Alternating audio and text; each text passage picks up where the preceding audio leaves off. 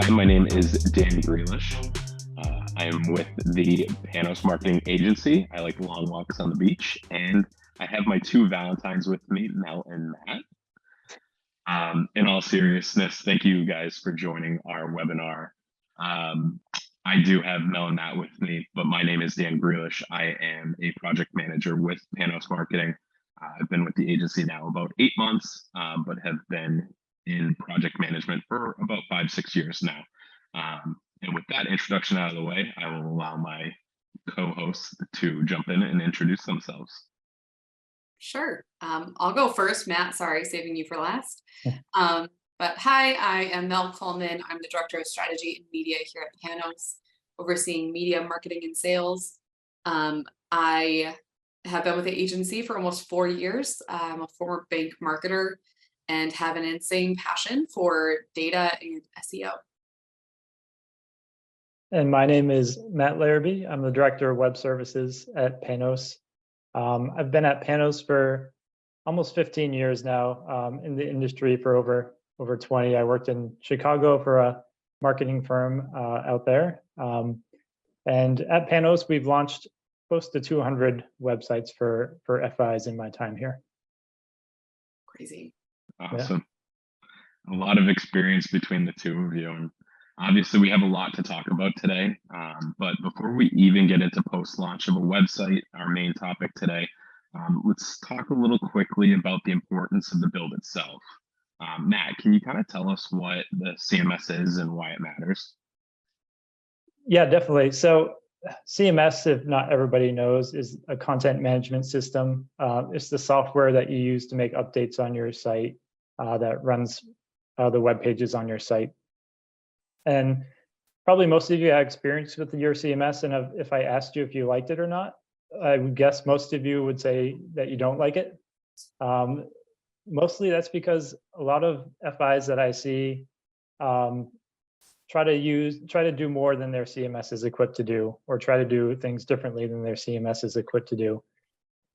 So that can be a source of huge frustration for banks if they have a CMS that is not geared for their goals and they're trying to make it do things that it wasn't built to do. So really, when you're considering a CMS, even before you build out your website, you need to find out what your goals are for the next 5 years.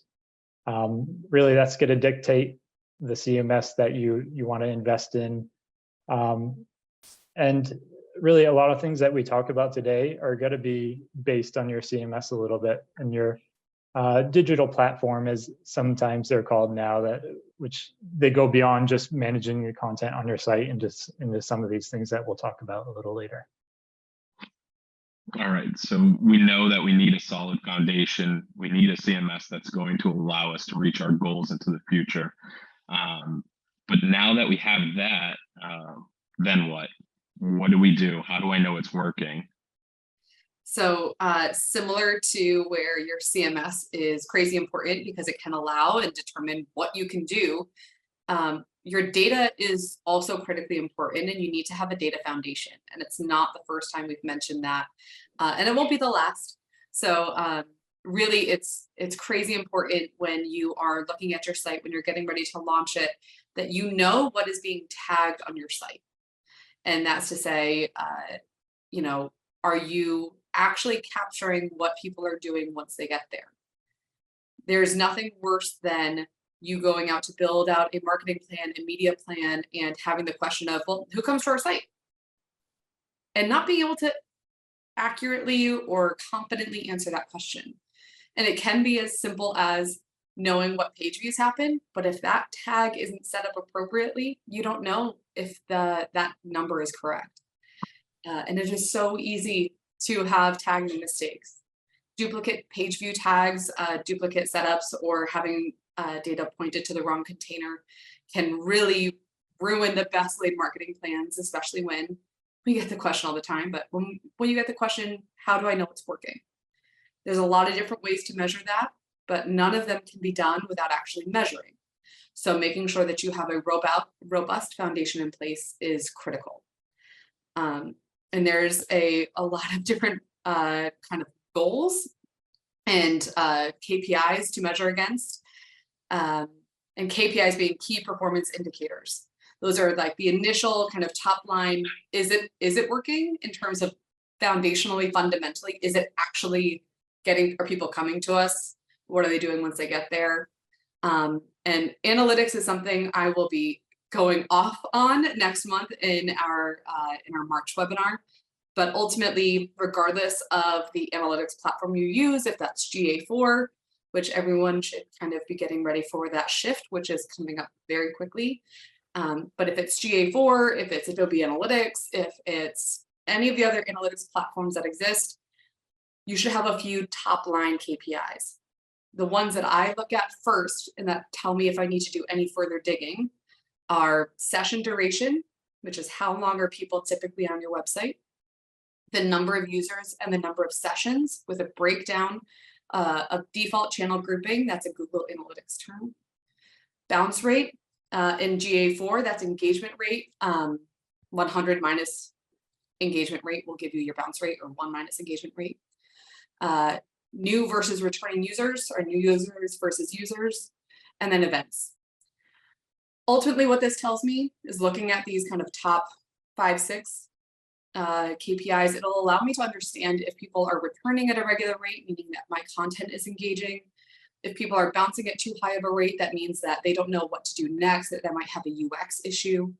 If people are spending less than 10 seconds, big content issue. If they're spending longer than 20 seconds, if they're spending longer than a minute, 2 minutes, 3 minutes, that's all great. That's like, okay, this is my most engaging content that I have. And then viewing it all together. Are they bouncing but spending a really long time on certain pages, which truly tells me I have a UX issue? All of these things will allow us to understand if the website is working and what does that mean? Because sometimes all you want is for people to click around and spend some time. Other times you need them to convert. I could talk about analytics all day. Sorry.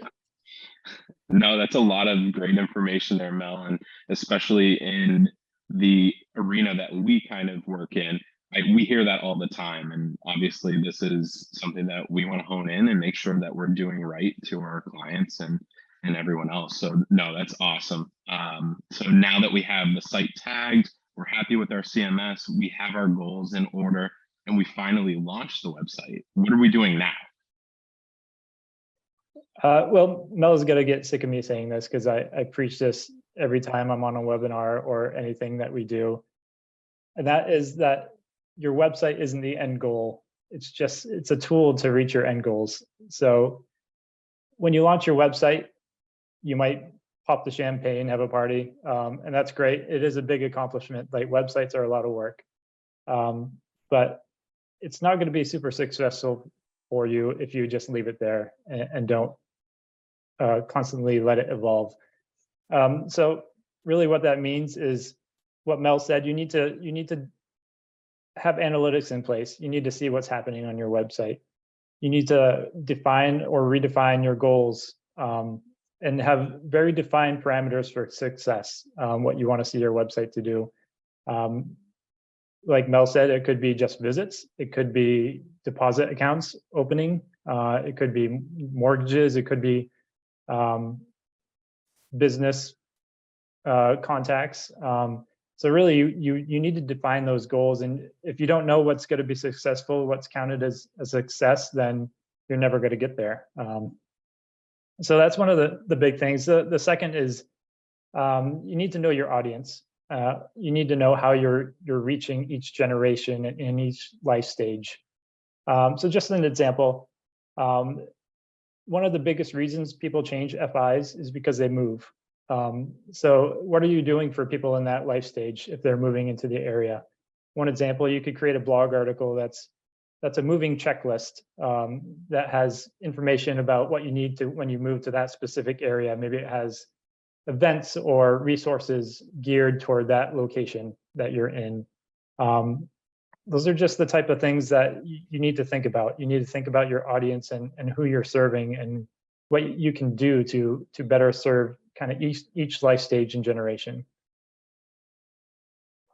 And sorry, I just got me thinking about something. So I had a little moment there, but really, and it's one of the most frustrating things that we see, and it's frustrating too for the FIs that we work with, is that we go to start a new website project.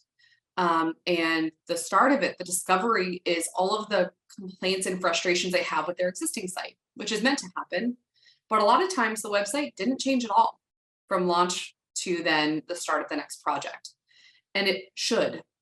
Everything about your website should be changing and evolving. So if you are a business bank, but you still lead with personal products, then it's not serving your needs. It's not clearly communicating to your audience what you are here to serve them with. And everything needs to be changing and evolving that way.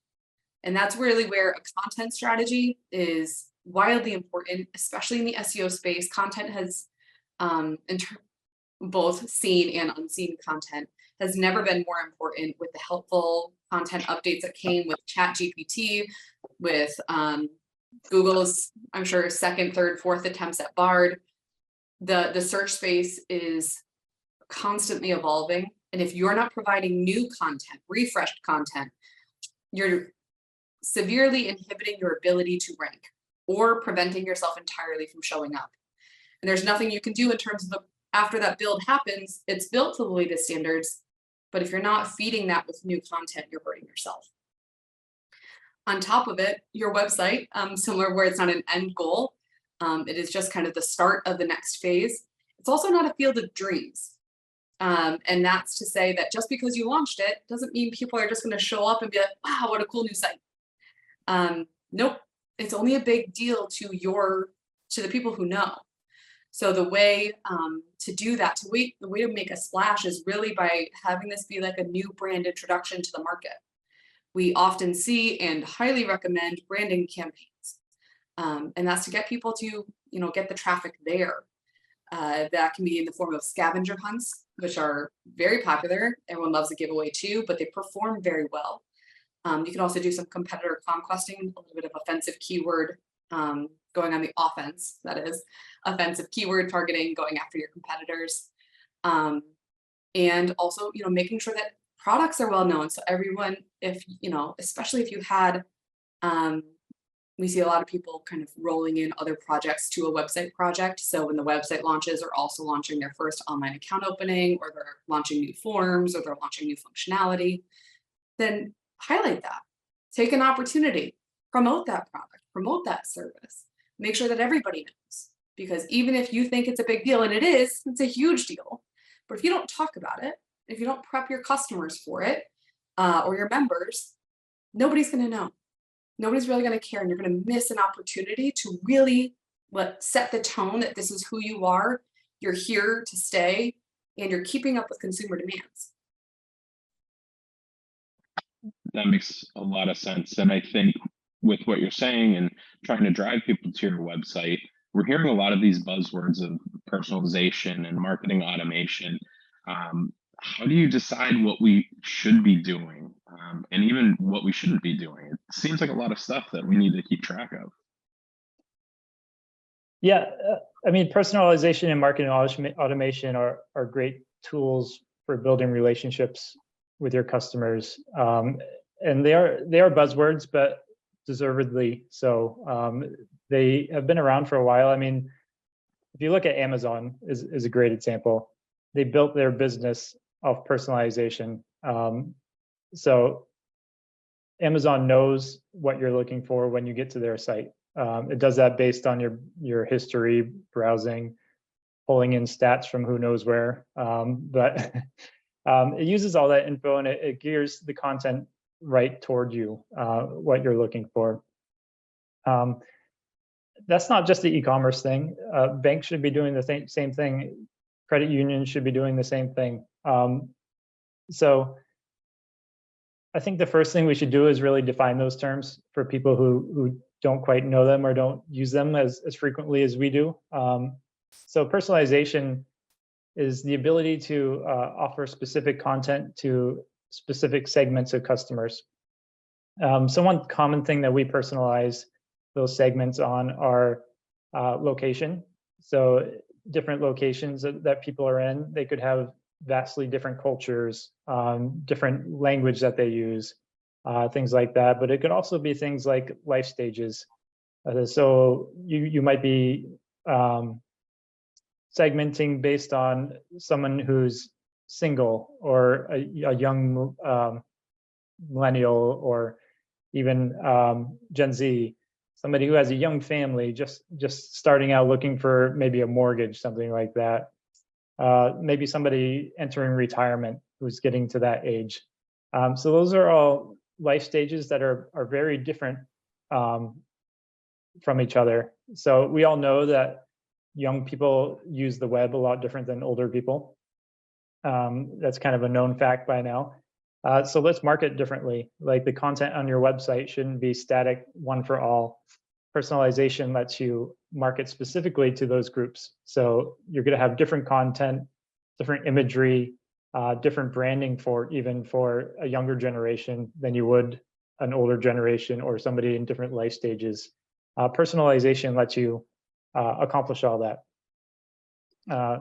And it's really based on segments, and segments can be created from a lot of different information. So it can be based on things they visited on your site. It can be based on forms they submitted or emails they've opened or clicked on. It can be based on if they've logged into their online banking, or even core data that you have on these people. You can all use that all for personalization. So I'll keep rolling. Sorry, Mel, unless you have an introduction. So marketing automation, just to define that too before we really get into it. Marketing automation lets you, a lot of times people call it artificial intelligence, AI. It lets you perform tasks whenever somebody triggers something on your website. So an example of this would be maybe somebody fills out your contact form. Maybe on your contact form, you have a list of interests, something they're interested in. So it could be mortgages or business loans, whatever they're interested in. Market automation, when that form gets submitted, they can look at that and say, hey, they're interested in mortgages. I'm going to send out an email that describes our mortgages, our mortgage process. Maybe that has a link to a first-time homebuyer checklist blog article that we have. It could also, if they're interested in other things, it could do the same thing, send out an e-blast based on those. If they open up those emails, we can know that. We can personalize the site the next time they come back based on that. So we know they're interested in mortgages because they said that, they opened the email. So that can be a hot lead that could go into Salesforce or a CRM that you have, but it can also be used on the website to personalize. Next time they come back, you can have a feature that says, hey, our mortgage rates just dropped.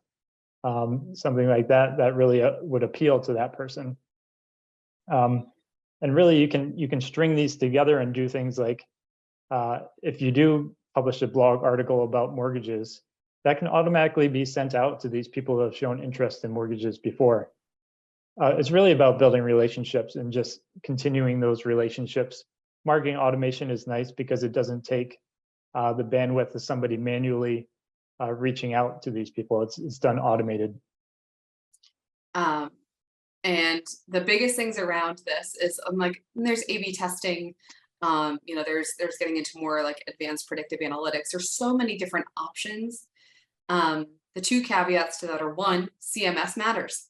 You can't do all of these things easily or seamlessly if your CMS is built just to be a standard CMS, and there's nothing wrong with that. But you have to know going in when you make that build is you might not be ready for marketing automation today, but is it on your roadmap for next year?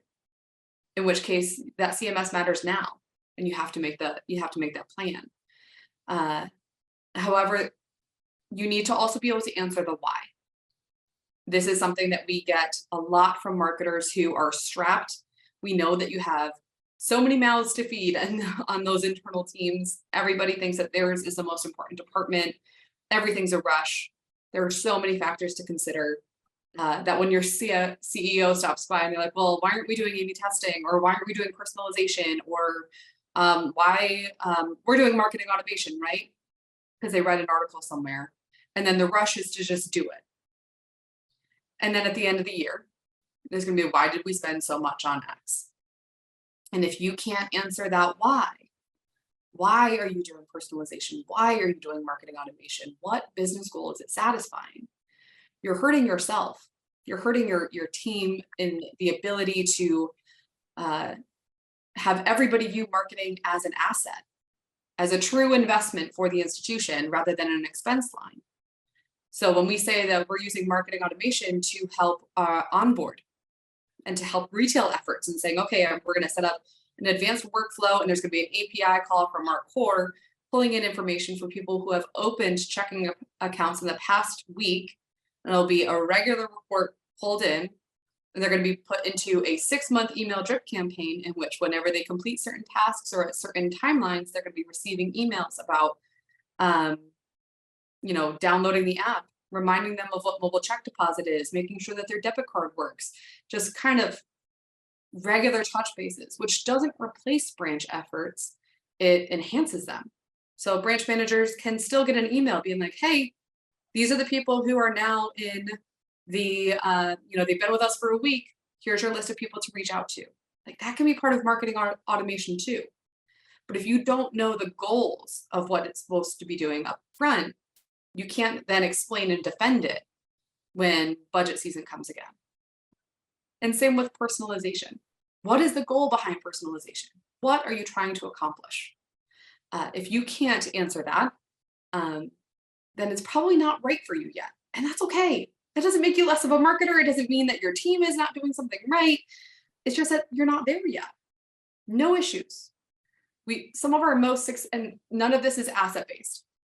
So that's a fun thing, is in the financial institution realm, so many times people are wondering what their peers are doing, their asset peers, or they'll look geographically and be like, yeah, well, these are our neighborhood banks, might be 10 times their size. You can't compare yourself to anybody really but yourself. Is what is your mindset? What are you trying to accomplish? What is your individual roadmap?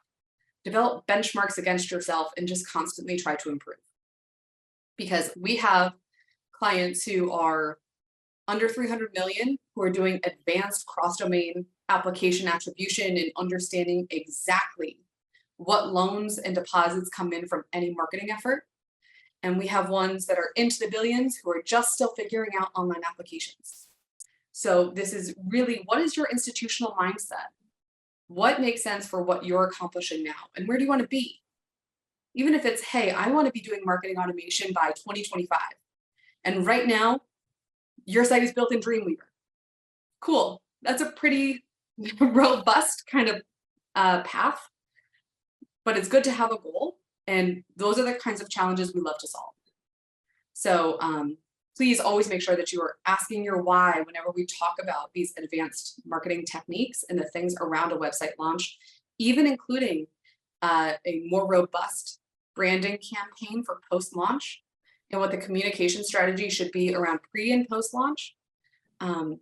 Make sure you have the why in mind, even if it's something as simple as making sure that you're like, hey, we want to make sure our customers and members are happy as well communicated. That's a goal nobody can argue. Awesome. So we've been over everything from setting our foundation to talking about our goals, getting into post-launch personalization for our members or our customers, and even just being there for them. Now that we've talked all about that, meat and potatoes, what are your top recommendations moving into post-launch considerations? I have 4 that I wrote down. they're all pretty high level. Lay them on us, Matt. Yeah, the first one I have is find out the capabilities and the tools that you have available. So one of the biggest mistakes that I even run into is somebody has a CMS that's capable of quite a lot of things and they don't know it. They don't know what the tools they have. They don't know how to use them. So they're not taking advantage of it. So really my number one is find out what CMS you have, what it's capable of doing, kind of what your resources are, even your staffing goals for the next few years, the bandwidth that you have. Number 2 is is think long term. So like Mel was saying before, it's easy to get caught up in these buzzwords and have higher management come down and say, are we doing this right now? And you rush to market with it. But really the goal here is to think long term and set yourself up for success in the future. And that's really having a 3 to 5 year plan is really the best way to do that for a website. Next is figure out what segments you're missing out on. So odds are your website is not serving all the segments that you have of customers. But with analytics, with different methods, you can see how different segments are responding to your website, and you can see which ones are not being fulfilled. You can see which ones are missing out. So that's a good place to start. Before you implement any of this stuff, you need to know what the problem is, where you're going wrong.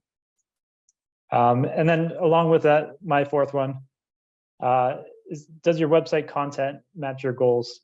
And so this is a big one. A lot of times content, we see it's very just feature based. This is what it is. This is the products we have, the features that go with these products. But your goals might be to expand deposit accounts. So maybe you need a lot of feature details. Maybe you want additional content that makes it easier for customers to compare accounts and make educated choices. Maybe you want reviews on those pages, things like that. But if your goal is to, like Mel said before, increase your business, if you're really becoming a business-oriented FI, you're not going to want to put that on the back burner somewhere on the site. You want to make that front up and center and really show your benefits on that. So look at your content. Is it doing that? And really, content is king for a website. So I'm sure I'm stealing some of Mel's thunder with that, but those were my four top priorities. And that's, yes to all of that. The one thing that I would really highly recommend, especially because it is truly critical for everything that you do. Absolutely everything that happens, your website should be treated like a digital branch. So your branch has goals. All branches have goals. It's like, this is how many accounts are supposed to open. This is, really the revenue it should be generating.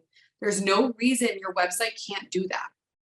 So what my number one takeaway, I'm going to limit it to one because Matt stole my content one. You still have a content strategy. But make sure that you understand the analytics around your site.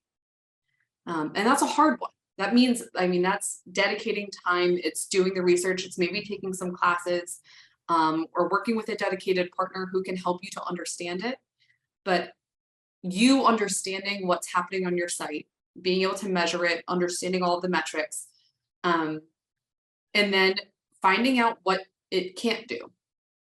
So your website, typically most analytics can only track the website itself. That's anything within that domain. That's none of your online applications. So that's what, we've taken that on and working with partners on cross-domain applications and tracking and understanding really that full funnel process. So that way we don't have to be as reliant upon breaking down internal barriers to understanding website performance. But the only way that we can make the case for all of this is to understand today, how is it doing? What is it doing? Is my data clean? And how can I leverage it? So analytics are hugely important. Awesome. Great tips. I think this has been super informational, as well as helping along our clients and anyone else that's out there listening. I don't know if we have any questions, but if there are any other questions, feel free to reach out to any of us, Mel, Matt, or myself, and we are sure to help you all out. Yeah. You can find us on LinkedIn. My email is mcoleman@panosmarketing.com. Email me anytime. I'll be around. Yeah. And my email is mlarrabee, 2 R's, 2 E's, @panosmarketing.com. I'm on LinkedIn as well. So And last but not least, my email is dgrealish@panosmarketing.com, and you can find me on LinkedIn as well. But outside of that, we want to thank you all for joining us today. It's been a pleasure. And Matt and Mel, thank you so much for sharing your wealth of knowledge with all of us as well. Awesome. Thank you so Thanks, much. Kate.